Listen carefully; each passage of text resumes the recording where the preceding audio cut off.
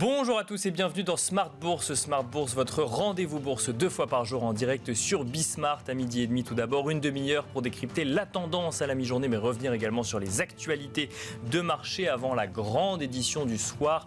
1 heure cette fois-ci à 17h pour revenir sur les grands enjeux, les grandes actualités et évidemment les tendances de marché de part et d'autre de l'Atlantique. Et au sommaire de cette édition, la croissance apparaît en forte baisse dans le secteur privé en zone euro pour le mois de juin. L'indice PMI Composite publié par S&P Global ressort en effet à 51,9 points contre 54,8 points le mois dernier.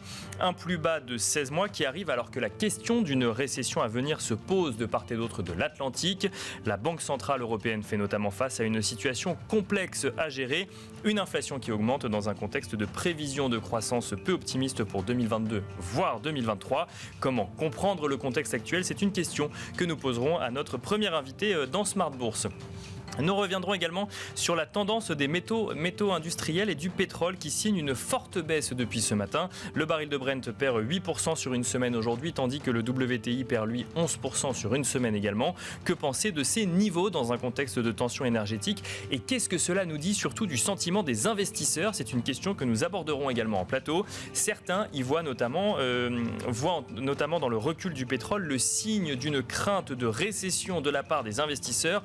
Une crainte apparemment partagée par Jérôme Powell, à en croire son discours devant le Congrès hier, où il a mentionné qu'un soft landing serait, je cite, très difficile. Nous aborderons justement dans la deuxième partie de Smart Bourse ce sujet, cette dualité entre inflation et récession, avec cette inflation que les banques centrales ont laissé filer pendant plusieurs mois afin de privilégier la croissance, jusqu'à ce changement de cap à présent, où le recul de l'inflation devient la priorité numéro 1, quitte à peser sur la croissance. Nous décrypterons en plateau le mécanisme qui a fait passer les marchés d'un risque à l'autre. Bienvenue à vous tous qui nous rejoignez. Smart Bourse, c'est parti.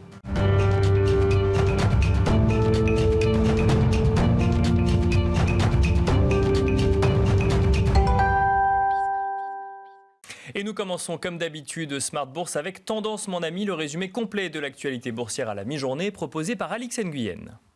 Paris s'inscrit dans le rouge à la mi-journée. La prudence imprègne toujours le marché. L'indice fait particulièrement les frais du repli des valeurs bancaires, dont Société Générale, BNP Paribas ou Crédit Agricole. Sur le plan des indicateurs, les dernières données en date ne détendent pas l'atmosphère. L'indice PMI Flash Composite de l'activité globale en France s'est replié de 57 en mai à 52,8 en juin. Il s'agit de la plus faible expansion de l'activité du secteur privé français depuis le début de l'année. Même tonalité dans la zone euro où l'indice PMI Composite S&P Global s'est replié de 54,8 en mai à 51,9 en juin. Ils mettent en exergue un deuxième ralentissement mensuel consécutif de la croissance du secteur privé de la zone. La production manufacturière a diminué pour la première fois depuis 2 ans. On retient aussi que la forte détérioration des performances des services se confirme. Autre donnée ce matin, en juin 2022, le climat des affaires en France s'est quelque peu assombri. L'indicateur calculé par l'INSEE perd 2 points à 104. Et puis le climat de l'emploi se dégrade de nouveau pour le 3e mois consécutif. L'indice dédié perd 2 points à 108. Dans ce contexte, on remarque que la prudence dépasse le marché action et atteint celui des obligations. Les rendements des emprunts américains de référence se stabilisent. Sur le plan du pétrole, les cours du brut restent orientés à la baisse. Le baril de Brent s'échange pour un peu moins de $110. S'agissant des valeurs à suivre aujourd'hui, Air Liquide et Siemens Energy annoncent la création d'une co-entreprise qu'ils détiendront respectivement à hauteur de 25,1% et 74,9%. Elle sera dédiée à la production en série en Europe d'électrolyseurs hydrogène renouvelables. TF1 revend la tech Gamed au fonds HDL. Le groupe avait fait l'acquisition de cette entreprise en 2018 en vue de se renforcer dans la publicité programmatique. À noter que le fonds HLD rachète dans le même temps l'agence de médias conseil Repeat à son fondateur et va réunir les 2 actifs au sein de la même société, Biggie Group. Et puis Arkema et Unibail-Rodamco Westfield annoncent avoir conclu un bail de 9 ans portant sur environ 25 000 m², représentant 80% de l'immeuble Lightwell à la Défense. Le chimiste y installera son nouveau siège social fin 2024 avec près de 1200 salariés. Voilà, donc le CAC 40 dont la tendance est à l'équilibre à la mi-journée, plus 0,07% au moment où on se parle à 5 920 points. C'était Tendance mon ami, le résumé complet de l'actualité boursière à la mi-journée proposé par Alix Nguyen.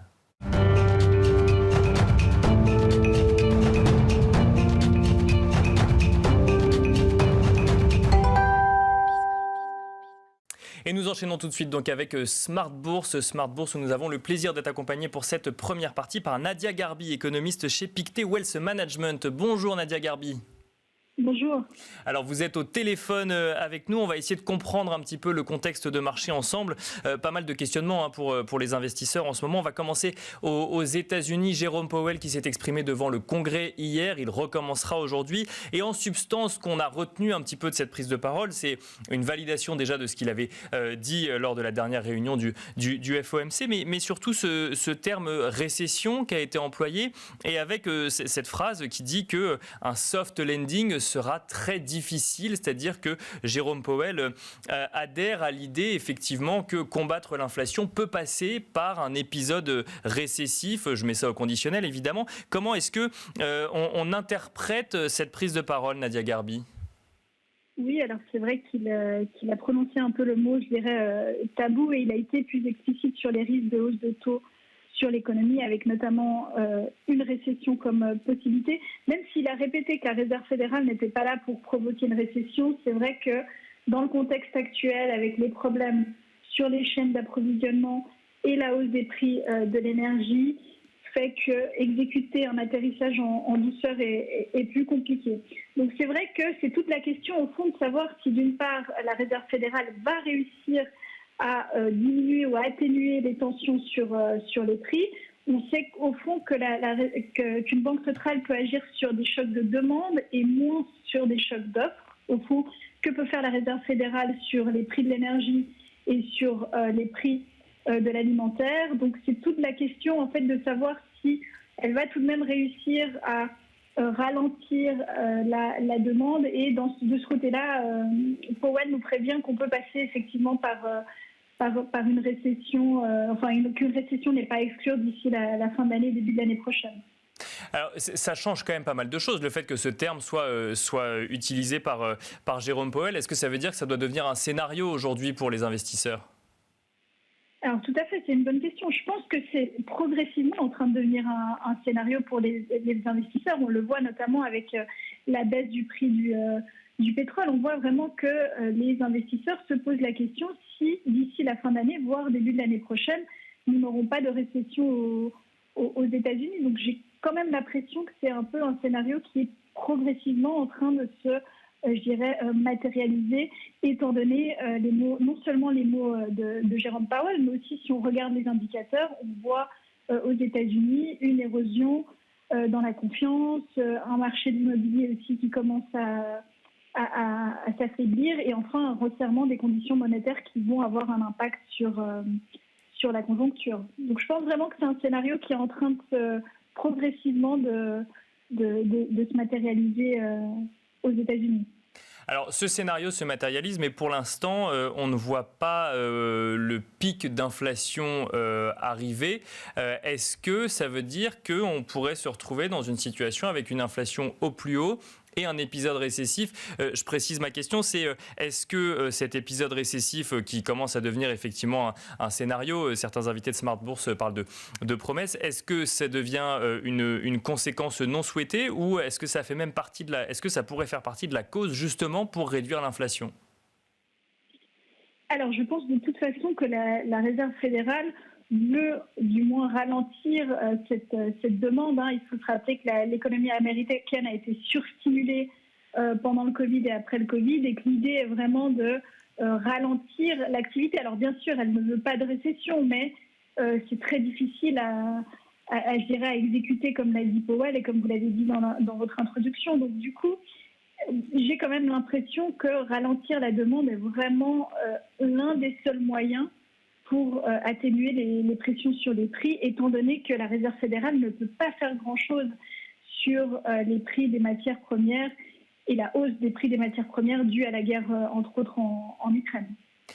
Alors, on parle aujourd'hui toujours sur le sujet de la Fed, donc d'une hausse de 75 points de base. On anticipe lors de la prochaine réunion de politique monétaire de la Fed une autre hausse de 75 points de base. Je dis on anticipe parce que rien n'est encore écrit ou décidé. Est-ce que un épisode récessif qui arriverait avec un pic d'inflation qui n'arriverait pas cet été ou en septembre, comme on peut l'entendre chez un certain nombre d'analystes, pourrait remettre en cause la stratégie de la Fed, où là, de toute façon, tant que les l'épisode récessif n'est pas trop fort, il faut s'attendre à ce que la Fed n'ait comme unique objectif cette réduction de l'inflation.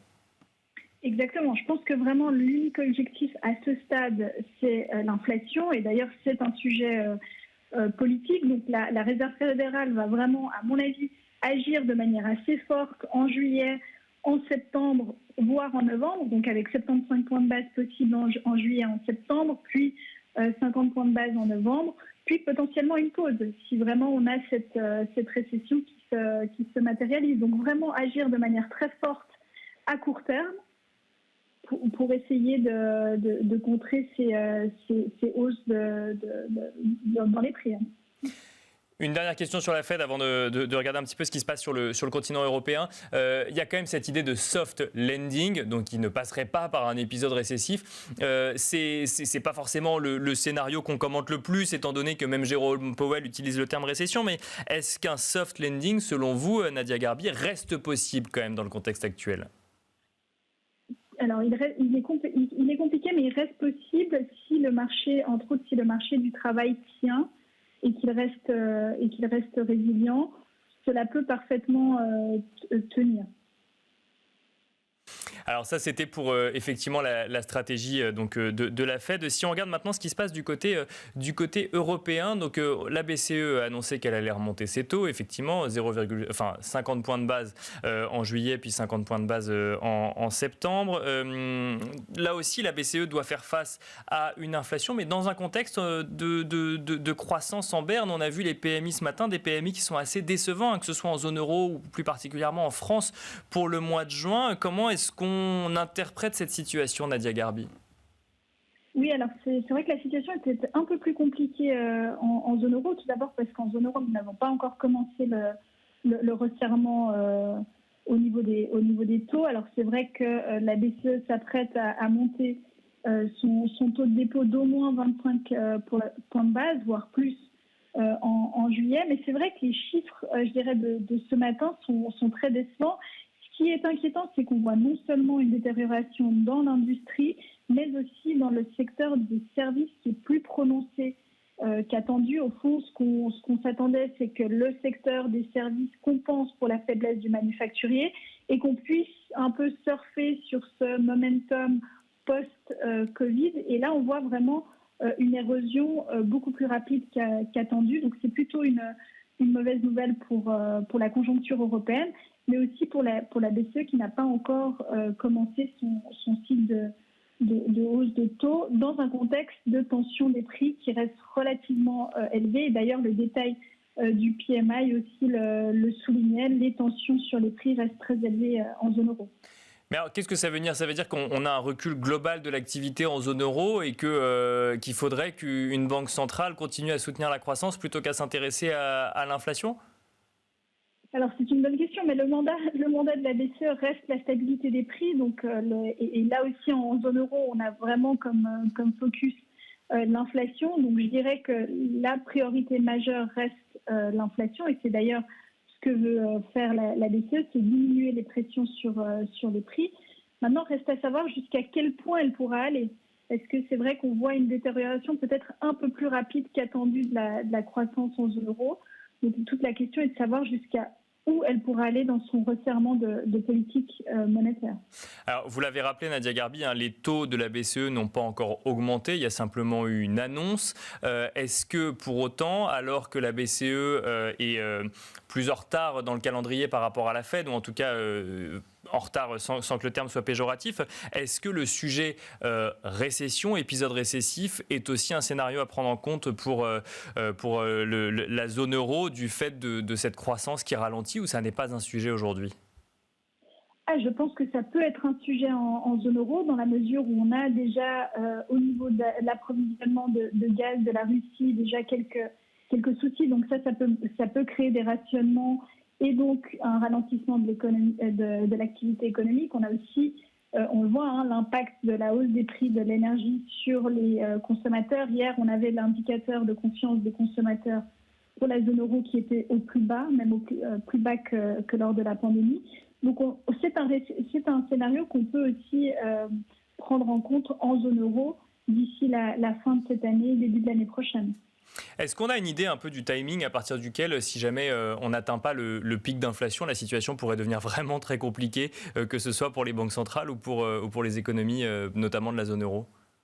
Alors nous, on tape sur le pic d'inflation en septembre, mais bon, je vais vous dire qu'on l'a souvent repoussé cette année, mais disons que là maintenant, on tape sur un pic d'inflation en septembre, mais je dirais que le 4e trimestre pourrait être clé si on a toujours des prix de l'énergie qui restent très élevés, avec un momentum, je dirais post-Covid, qui sera plus là.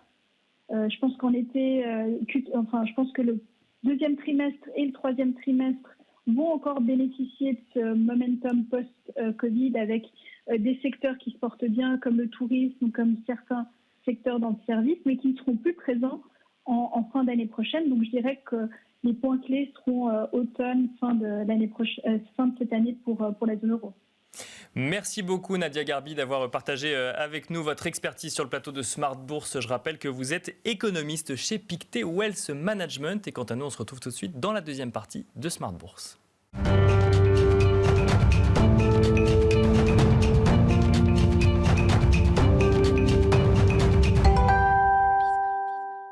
Continuons ensemble dans Smart Bourse en direct sur Bismart. Nous avons le plaisir d'être accompagnés à présent par Jean-Jacques Ohana, consultant indépendant et membre du board de la FinTech AI for Alpha. Bonjour Jean-Jacques Ohana. Bonjour Nicolas. Une question sur les marchés financiers aujourd'hui, ce sujet de la récession. On en parlait en première partie de Smart Bourse. Le terme a été employé par Jérôme Powell. Il avait avant été employé par un certain nombre de membres de la Fed ou d'observateurs effectivement du contexte économique ou financier. Une question qu'on va traiter ensemble, Jean-Jacques Ohana. Comment passe-t-on d'un excès d'inflation à un risque récessif dans un temps relativement court ? Eh bien, il faut remettre en perspective finalement ce qui nous arrive depuis la période post-Covid, puisqu'on a une inflation généralisée sur de nombreux actifs qui a commencé en réalité en 2021. D'accord. D'abord en partant des actifs financiers les plus spéculatifs. Donc on peut commencer par tout simplement les objets de collection. On a vu énormément d'objets de collection comme les montres, mais même bien au-delà, les œuvres d'art aussi, s'apprécier en prix de manière très significative. Ça a commencé par là. Exactement. Et puis on a aussi les cryptoactifs. Oui, oui, effectivement. Voilà. On se souvient, ça a défrayé la chronique. Qui sont quelque part aussi des objets de collection quand on y réfléchit d'ailleurs. Et puis après, en allant vers peut-être les actifs financiers, on est allé vers les actions. On se souvient aussi des actions des meme stocks, vous savez, les actions qui n'ont pas de fondamentaux particuliers, mais qui sont plébiscitées par les investisseurs privés sur Internet et qui avaient connu des hausses fulgurantes au cours de l'année 2021. Parce qu'il y avait un attachement à l'activité de l'entreprise, par exemple. Absolument, absolument. Et puis on a connu des actifs. Alors maintenant, on va un peu plus vers le réel quand on allait vers les actions, parce que les actions, il y a eu aussi des actions qui ont connu des hausses, mais avec des bons fondamentaux, les GAFAM notamment. Bien sûr. Et puis après, on a été vers des actifs plus réels, comme l'immobilier. Avec une hausse très importante des prix des maisons, notamment aux États-Unis. C'était plus importante que tout ce qui se passait, en tout cas depuis les années 2000. Donc on allait vers des actifs qui étaient plus importants, avec un impact plus important dans l'économie réelle. Et puis après, je continue encore dans les actifs réels. On est allé sur les voitures d'occasion.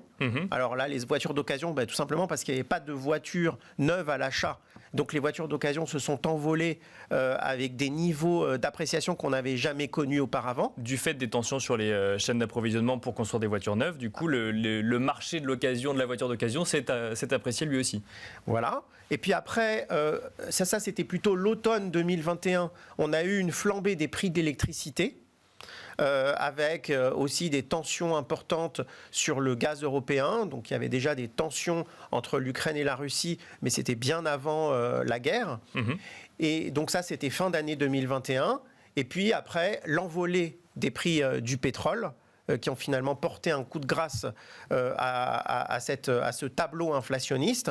Et donc voilà, on est allé des actifs les plus spéculatifs et les plus éloignés de l'économie réelle vers les actifs qui sont les plus proches de notre consommation, finalement, puisque même au-delà de l'énergie, on a l'envolée des prix du blé. Donc on est jusqu'au pain les prix du pain pour les pays émergents et qui peuvent mettre en difficulté alimentaire certains pays de la zone Moyen-Orient, Afrique du Nord. Mais alors ça, c'est lié à des, j'ai envie de dire, des événements exogènes et notamment un conflit sur le sol ukrainien, cette envolée par exemple du prix du blé. Alors les événements exogènes ont bon dos pour finalement aussi bien pour la société mais aussi pour les dirigeants, en fait, de dire que finalement il n'y a pas de responsable. En réalité, les responsabilités, elles sont partagées entre des événements endogènes. Donc les événements endogènes, c'est qu'on a fait énormément de stimulus monétaire. On le faisait déjà avant l'époque du Covid, mais là, l'augmentation des bilans des banques centrales a été fulgurante. Et puis, des relances budgétaires qu'on n'avait jamais connues depuis l'après-guerre. Donc, par exemple, aux États-Unis, on a fait à peu près 2 fois 15% de déficit 2 années consécutives. C'était des niveaux de stimulus qu'on n'avait pas connus, et surtout un stimulus simultané sur le plan monétaire et sur le plan budgétaire. Ça, c'est les raisons endogènes. Et puis, c'est vrai que sur ces raisons endogènes se sont rajoutés des événements exogènes, notamment la guerre en Ukraine. Et là, en réalité, ça a apporté le coup de grâce, finalement. Et aujourd'hui, ce qui nous fait passer, ce qui nous fait basculer dans un nouveau monde plus récessif et en tout cas de resserrement monétaire aigu, c'est que les banques centrales ont pris énormément de retard dans leur programme de remontée des taux. La Réserve fédérale, finalement, a été plutôt complaisante au départ, en disant non, mais c'est temporaire. Bien sûr, c'était le discours tenu, c'est temporaire et ça va se résorber tout seul. Exactement. Et à partir, finalement, de la guerre en Ukraine, il est apparu aux yeux de tous que finalement l'inflation qu'on avait n'était plus temporaire, qu'il y avait une inertie très forte, puisqu'on a des taux d'inflation, par exemple, qui sont à 5%, mais en enlevant les éléments volatiles, parce que si on compte tous les éléments volatiles, on est plutôt à 8, même en inflation réalisée, mais donc on est autour de 5% en inflation hors éléments volatiles de l'énergie et de l'alimentaire. C'est les plus hauts niveaux depuis les années 80. Donc on est dans un nouveau régime d'inflation, même en enlevant les événements exceptionnels, qui interpelle les banques centrales, qui conduit la Réserve fédérale à resserrer sa politique monétaire. Alors on va venir au rythme, la hausse des taux courts américains, donc à 2 ans, ce qui indique non seulement le resserrement qui a déjà effectué, mais aussi le resserrement qui est anticipé à très court terme. On est à 200 points de base, donc une hausse de 2% en 6 mois. Et quand on remet en perspective cette hausse depuis les années 70, il faut remonter au début des années 80 pour voir un resserrement de cette ampleur sur les bons du Trésor américain en 6 mois. Donc on est dans quelque chose d'inédit dans l'amplitude et la rapidité du resserrement monétaire. Ce resserrement monétaire n'est pas qu'américain, puisque en fait on a des effets de devise très importants. Notamment la hausse du dollar. Par exemple, on est sur une hausse du dollar autour de 15% contre le yen. D'accord. Et sur l'euro, on est autour de 8 à 10%. Donc ce sont des niveaux qui sont importants et qui placent les autres pays dans un risque inflationniste encore plus prononcé. Parce que le fait que toutes les banques centrales agissent du coup aujourd'hui pour lutter contre l'inflation. Tout à fait. Et d'où le fait que la BCE sera contrainte aussi, comme la Réserve fédérale, du fait de son retard, de resserrer sa politique monétaire brutalement. Et c'est cette brutalité du resserrement qui nous fait plonger dans d'abord, premièrement, une sorte de crise financière qui pour l'instant n'est pas avérée puisqu'il n'y a pas de défaut, on va dire une crise financière larvée de long terme avec une tension sur les taux d'intérêt. Par exemple, sur l'immobilier aux États-Unis, on est passé de 3% à 6% sur le taux de crédit hypothécaire à 20 ans. Donc, c'est très significatif. Donc, ça va probablement expliquer une baisse future de l'immobilier aux États-Unis, mais aussi une tension sur le crédit, avec une hausse des taux d'emprunt des entreprises. Bien sûr, on le voit en France aussi. Alors c'est plus restreint, mais on le voit également en France. Oui. Exactement. Une tension sur les pays émergents, par exemple avec des pays qui sont vraiment en danger, comme la Turquie, par exemple. Et puis même au-delà du crédit, on a aussi un dégonflement généralisé des bulles sur les actifs. Alors évidemment, il y a les actifs de collection, j'en parlais tout à l'heure, il y a les crypto-actifs, mais même au-delà de ces actifs plus spéculatifs, on a un dégonflement de la bourse. Et on sait qu'il y a un effet richesse qui est assez important, et là c'est un effet richesse dans le sens inverse, dans le sens opposé. Et puis on voit aussi maintenant cette récession se propager aux matières premières, ce qui paraît assez contradictoire. Qui ont plus bénéficié des tensions justement sur les chaînes d'approvisionnement et les tensions énergétiques, oui, complètement. Absolument, mais quand on prend aujourd'hui un ratio qui est intéressant, c'est-à-dire l'or contre les matières premières, finalement l'or, c'est la matière première la plus défensive de toutes. Et les autres matières premières jouent l'inflation. À proprement parler. Eh bien, quand on prend ce ratio, on voit que depuis quelques semaines, l'or tient sur autour de 1800, 1850 $ le once d'or. Et puis, contre l'euro, c'est bien mieux, puisque en fait, l'euro se déprécie. Mais pas les autres matières premières. Par exemple, on a eu des chutes récentes du pétrole, mais même au-delà du pétrole, de manière plus inquiétante, on a le cuivre qui perd 20% depuis ses plus hauts. On a l'aluminium qui abandonne 35% depuis ses plus hauts qui avaient été effectués, qui avaient été connus juste après l'intervention, juste après la guerre en Ukraine. Et donc, on a des baisses de 20 à 35% sur les métaux de base. Et les métaux de base, on le sait, sont emblématiques des perspectives de croissance mondiale. Et donc là, on bascule vraiment, on a des signaux qui nous disent qu'on bascule dans un monde beaucoup plus récessif qu'inflationniste. Ils sont emblématiques, mais pour autant, on peut se dire, si les prix des métaux de base baissent, les marges des entreprises peuvent remonter, puisque la crainte, c'était que les marges baissent à partir du moment où les matières premières étaient plus élevées. Là, non, c'est ce que vous nous dites, c'est pas forcément le mécanisme qu'il faut avoir en tête. Alors, évidemment, ça va permettre aux entreprises de reconstituer partiellement leurs marges, mais par contre, le resserrement monétaire qui est à l'œuvre et qu'on a décrit tout à l'heure, il va continuer. Et c'est ça la différence par rapport aux autres cycles, parce qu'auparavant, dans la précédente décennie, à chaque fois qu'il y avait un problème, les banquiers centraux disaient « stop, on arrête tout, on arrête le resserrement et on réinjecte des liquidités ».